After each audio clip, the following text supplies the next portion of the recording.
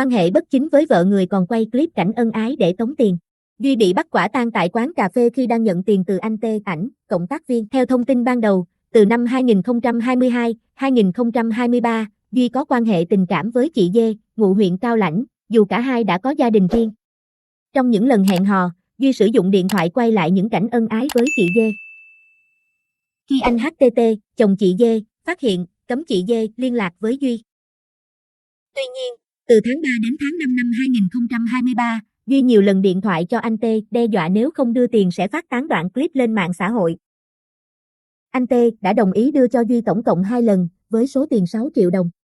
Đến ngày 4 tháng 5, đối tượng Duy tiếp tục điện thoại cho anh T để tống tiền nên anh T đã báo cho công an thành phố Cao Lãnh. Chiều ngày 5 tháng 5, tại một quán cà phê trên địa bàn phường Mỹ Phú, lực lượng công an ập vào bắt quả tang khi Duy đang nhận số tiền 7 triệu đồng từ anh T. Tại hiện trường, ngoài 7 triệu đồng Duy vừa nhận từ anh T, thì lực lượng chức năng còn phát hiện và tạm giữ 2 điện thoại di động, một tờ giấy biên nhận bán điện thoại. Hiện đối tượng Duy đang bị tạm giữ hình sự để tiếp tục điều tra làm rõ. Đột kích động bay lắc trong căn chung cư ở Bình Dương. Nhóm thanh niên nam nữ đang bay lắc trong căn hộ chung cư thì bị công an bắt quả tang. Ngày 6 tháng 5, công an thành phố Thủ Dầu Một, tỉnh Bình Dương đang tạm giữ nhóm 4 thanh niên để điều tra về hành vi tổ chức sử dụng trái phép chất ma túy. 4 thanh niên trên gồm Phạm Minh Thông, 20 tuổi, Nguyễn Văn Tuấn, 29 tuổi, Mai Minh Đức, 32 tuổi và Phan Tiến Đạt, 27 tuổi. Theo cơ quan công an, trước đó vào thời điểm rạng sáng, một tổ công tác thuộc công an thành phố Thủ Dầu Một bất ngờ kiểm tra hành chính một căn hộ chung cư tại phường Phú Lợi. Tại đây, lực lượng công an bắt quả tang 9 thanh niên nam nữ sử dụng ma túy. Cơ quan công an thu giữ nhiều viên thuốc lắc và ma túy tổng hợp. Công an thành phố Thủ Dầu Một cho biết, căn hộ chung cư này được làm cách âm, trang bị đầy đủ loa, đèn như một quán bar thu nhỏ.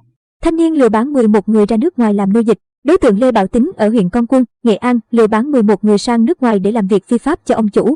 Ngày 20 tháng 4, thông tin từ Phòng Cảnh sát Hình sự CSHS, Công an Nghệ An cho biết, đơn vị đang tạm giữ hình sự đối tượng Lê Bảo Tính sinh năm 1994, trú tại thị trấn Con Cuông, huyện Con Cuông để điều tra hành vi mua bán người và mua bán người dưới 16 tuổi.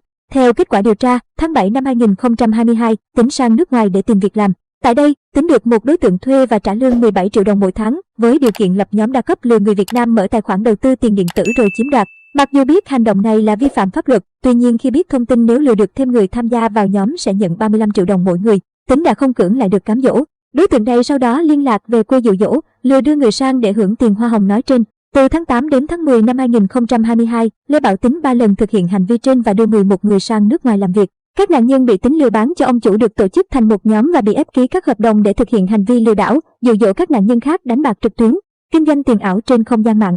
Những nạn nhân còn bị cưỡng ép lao động, không cho ra khỏi cơ sở. Quá trình làm việc được giao chỉ tiêu lừa đảo, dụ dỗ người chơi theo ngày. Cụ thể, nếu làm không được việc sẽ bị bán sang các chủ sử dụng lao động khác hoặc bắt gọi điện về cho gia đình, người thân tại Việt Nam để nộp tiền chuộc mới cho về nước. Sau khi thu thập đầy đủ tài liệu, chứng cứ, Phòng Cảnh sát Hình sự Công an Nghệ An chủ trì, phối hợp Công an huyện Con Cuông bắt giữ Lê Bảo Tính về hành vi mua bán người và mua bán người dưới 16 tuổi. Tại cơ quan điều tra, Lê Bảo Tính đã thừa nhận hành vi phạm tội của mình. Hiện 11 nạn nhân bị Tính lừa bán đã được trở về đoàn tụ với gia đình. Công an tỉnh Nghệ An khuyến cáo, người dân cần cảnh giác trước các lời mời, kêu gọi đi nước ngoài làm việc nhẹ, lương cao, không mất chi phí đi lại của các đối tượng. Trước khi nhận lời đi làm, nhất là đi làm việc ở nước ngoài cần tìm hiểu thật kỹ về địa danh, địa điểm nơi mình định đến làm việc, đặc điểm, thông tin nhân thân của người giới thiệu và cùng mình đi làm việc tại đó như thế nào. Nên tham khảo ý kiến của mọi người và cung cấp thông tin cho gia đình, người thân về địa điểm nơi làm việc và công việc của mình. Thông tin về người cùng đi trước khi quyết định xuất cảnh. Khi phát hiện thông tin về các đối tượng, đường dây lôi kéo, môi giới, tổ chức đưa người sang nước ngoài làm việc, nghi vấn có dấu hiệu lừa đảo, mua bán người, cần thông báo cho người thân, gia đình và trình báo cho cơ quan công an để kịp thời phòng ngừa, ngăn chặn, điều tra, xử lý.